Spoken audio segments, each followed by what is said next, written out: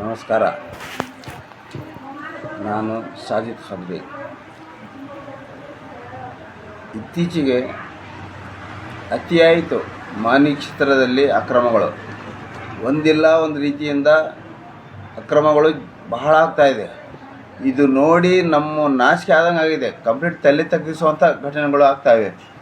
ಮೊನ್ನೇನು ಕಡ್ಡಿಗುಡ್ ರೋಡಿಗೆ ವಿಷಪೂರಿತ ಮಸಾಲ ಪದಾರ್ಥಗಳ ದಾಸ್ತಾನು ಸಿಕ್ಕಿದೆ, ಅದು ಅಂತ ನೋಡಿ ಪೂರಾ ತಲೆ ಕೆಟ್ಟೋಗಿದೆ. ಇದು ಏನಾಗ್ತಾಯಿದೆಪ್ಪ ಮಾನ್ವಿಯಲ್ಲಿ? ಇಷ್ಟೆಲ್ಲ ಅನಾಹುತಗಳು ಅಕ್ರಮಗಳು ಆದ್ರೂ ಅಧಿಕಾರಿಗಳು ಯಾಕೆ ಸುಮ್ಮನೆ ಕುಂತಿದ್ದಾರೆ? ಮೊನ್ನೆ ನೋಡಿದೆ ನಾನು ವಿಡಿಯೋ ಕೆಲವು ಬಂದಿದ್ದು, ಒಬ್ಬ ಪೊಲೀಸ್ ಅಧಿಕಾರಿಯಲ್ಲಿ ಬಂದಿಲ್ಲ.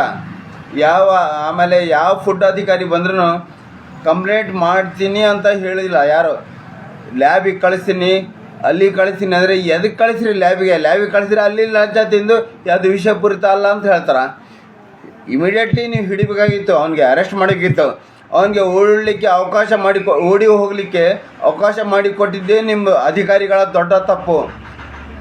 ಇಲ್ಲಿ ಪೊಲೀಸ್ ಅಧಿಕಾರಿಗಳಾಗಲಿ, ಫುಡ್ ಅಧಿಕಾರಿಗಳಾಗಲಿ, ಆರೋಗ್ಯ ಅಧಿಕಾರಿಗಳಾಗಲಿ ಎಲ್ಲರೂ ನನ್ನ ಮಕ್ಕಳು. ಇಂಥ ಬಂಡ ಕೆಲಸ ಅಕ್ರಮಗಳೇನು ಆಗ್ತಾಯಿದೆ, ಇಂಥ ಅಕ್ರಮಗಳನ್ನ ನಾನು ನೋಡೀನಿ. ಆಮೇಲೆ ಇವು ಎಲ್ಲ ರೀತಿಯಿಂದ ಕಲ್ಲು, ಉಸುಗು, ಪ್ರತಿಯೊಂದು ಅಕ್ರಮಗಳು ಯಾವುದೇ ಆಗಲಿ. ಇವತ್ತು ಮಕ್ಕಳಿಗೆ ತಿನ್ನುವ ಮಿಠಾಯಿ, ಕುರ್ಕುರಿಗಳು ಅಂತ ಅದೂ ಮಾನ್ವಿಯಲ್ಲಿ ತಯಾರಾಗ್ತಾಯಿವೆ. ಡುಪ್ಲಿಕೇಟ್ ಲಿಕ್ಕರ್ ತಯಾರಾಗ್ತಾಯಿದೆ, ಡುಪ್ಲಿಕೇಟ್ ನಿಮ್ಮದು ಸೋಡಾಗಳು ತಯಾರಾಗ್ತವೆ, ಆಮೇಲೆ ಅದು ತಂಬು ಪಾನೀಯಗಳು ತಯಾರಾಗ್ತವೆ. ಇದೆಲ್ಲ ಗೊತ್ತಿದ್ದು ಎಲ್ಲರೂ ಮಾಮೂಲು ತಿಂತಾಯಿದ್ದಾರೆ. ಪ್ರತಿಯೊಬ್ಬರಿಗೂ ಮಾಮೂಲು ತಿಂತೈತೆ. ರಾಜಕಾರಣಿಗಳು ತಿಂತಾಯಿದ್ದಾರೆ. ಇವರೆಲ್ಲ ಒಂದೇ ಪಕ್ಷಕ್ಕೆ ಬೆಂಬಲಿಗರು ಎಲ್ಲರೂ. ಮತ್ತೆ ನಾ ಹೇಳಿದರೆ ಇದು ರಾಜಕಾಂತರ. ಯಾಕಂದರೆ ಈ ಅಕ್ರಮ ಮಾಡೋರು ಎಲ್ಲರೂ ಕಾಂಗ್ರೆಸ್ ಬೆಂಬಲಿತರು. ಮುಲಾಜಿಲ್ದಂಗೆ ನಾ ಹೇಳ್ತಾ ಇದ್ದೀನಿ, ಮಾನ್ವಿ ಕ್ಷೇತ್ರದಲ್ಲಿ ಏನು ಅಕ್ರಮ ಮಾಡ್ತಾಯಿದ್ದಾರೆ ಇವರೆಲ್ಲರೂ ಬಹುತೇಕ ಕಾಂಗ್ರೆಸ್ ಬೆಂಬಲಿಗರು. ನಾಳೆ ಅವ್ರು ಯಾಕಷ್ಟು ಧೈರ್ಯವಾಗಿ ಮಾಡ್ತಾಯಿದ್ದಾರೆ ಅಂದರೆ ಇವರು ಬಚಾವ್ ಮಾಡ್ತಾರೆ. ಕಾಂಗ್ರೆಸ್ಸಿನ ಮುಖಂಡರು ಬಚಾವ್ ಮಾಡೋ ಸಲುವಾಗಿ ಇಂಥೆಲ್ಲ ಅಕ್ರಮಗಳು ನಡೆದಿವೆ. ದಯವಿಟ್ಟು ನಾ ಹೇಳ್ತೀನಿ, ಇದು ಆದಷ್ಟು ಬೇಗ ಮೊನ್ನೆ ವಿಷಪೂರಿತ ಮಸಾಲ ಏನು ತಯಾರು ಮಾಡಿದರೆ ನೀವು ಅಂಥದ್ದು ಬಹಳ ಅಂಗಡಿಗಳಿವೆ, ಭಾಳ ದಾಸ್ತಾನುಗಳಿವೆ.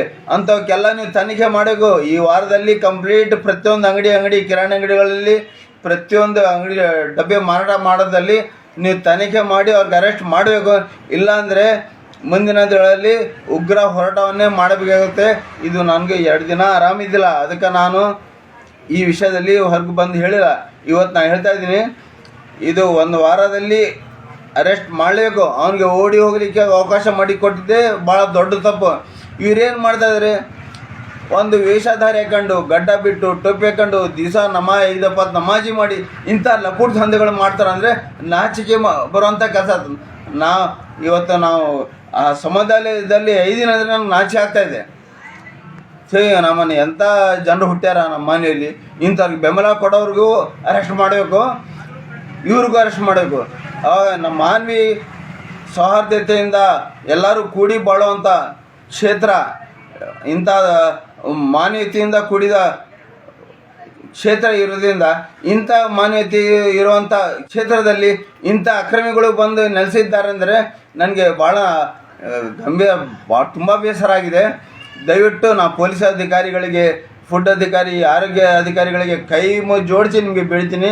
ಆದಷ್ಟು ಬೇಗ ಇಂಥವ್ರೆಲ್ಲ ತನಿಖೆ ಮಾಡಿ ತೆಗೀರಿ. ಆರೋಗ್ಯ ಸಚಿವರಾದ